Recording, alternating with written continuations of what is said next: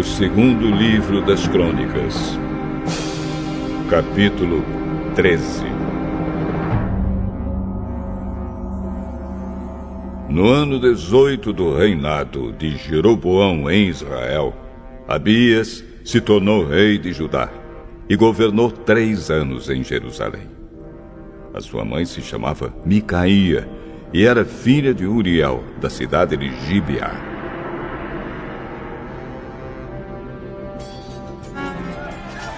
Houve uma guerra entre Abias e Jeroboão. Abias foi à batalha com um exército de 400.000 soldados valentes. E Jeroboão levou para a luta 800.000 soldados valentes. Abias subiu o monte Zemaraim, na região montanhosa de Efraim. E do alto do monte gritou para Jeroboão e os seus soldados: Escutem! Será que vocês não sabem que o Senhor, o Deus de Israel, fez uma aliança eterna com Davi, prometendo que ele e os seus filhos sempre seriam os reis de Israel? Mas Jeroboão, filho de Nebate, servidor de Salomão, filho de Davi, se revoltou contra o seu rei. E uns homens maus e vadios se juntaram a Jeroboão. E eles desafiaram Roboão, filho de Salomão. Roboão era jovem e tímido e não pôde resistir. Vocês são um exército enorme e têm os touros de ouro que Jeroboão fez para serem os seus deuses. Pensam que por causa disso vocês podem ir contra o poder que o Senhor Deus deu aos descendentes do rei Davi? Vocês expulsaram os sacerdotes de Deus, os descendentes de Arão e os levitas, e escolheram os seus próprios sacerdotes, como os povos pagãos fazem. Qualquer um que aparece com um touro ou 7 carneiros pode se tornar sacerdote de deuses falsos. Quanto a nós, o Senhor é o nosso Deus e nunca o rejeitamos.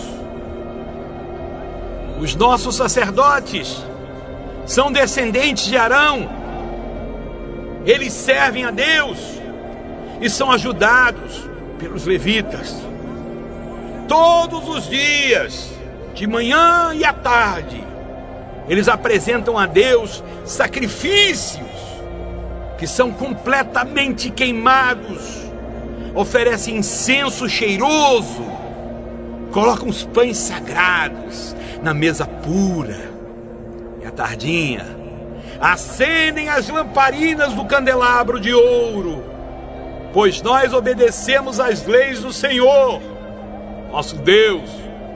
Mas vocês o rejeitaram. Deus está conosco e vai à nossa frente, e os seus sacerdotes estão prontos para tocar as cornetas a fim de começar a batalha. Povo de Israel, não lutem contra o Senhor, o Deus dos seus antepassados. Vocês não podem vencer! Mas Jeroboão tinha mandado parte do seu exército ficar atrás dos soldados de Abias. O resto ficou na frente deles. Quando os soldados de Abias olharam para trás e viram que estavam cercados pelos soldados de Jeroboão, gritaram a Deus pedindo socorro. Os sacerdotes tocaram as cornetas.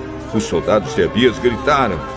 E Deus derrotou Jeroboão e o seu exército diante de Abias e o seu exército. Os soldados de Israel fugiram dos de Judá, pois Deus lhes deu a vitória. 500.000 dos soldados de Israel foram mortos por Abias e os seus soldados. Foi uma matança enorme. Assim, os soldados de Israel foram derrotados e os de Judá venceram, pois confiaram no Senhor, o Deus dos seus antepassados. Abias perseguiu Jeroboão e o resto do seu exército e conquistou as cidades de Betel, Gesana e Efron e os povoados que ficavam perto delas.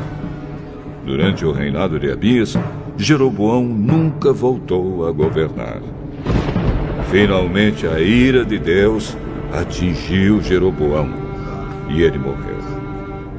Abias foi ficando cada vez mais poderoso.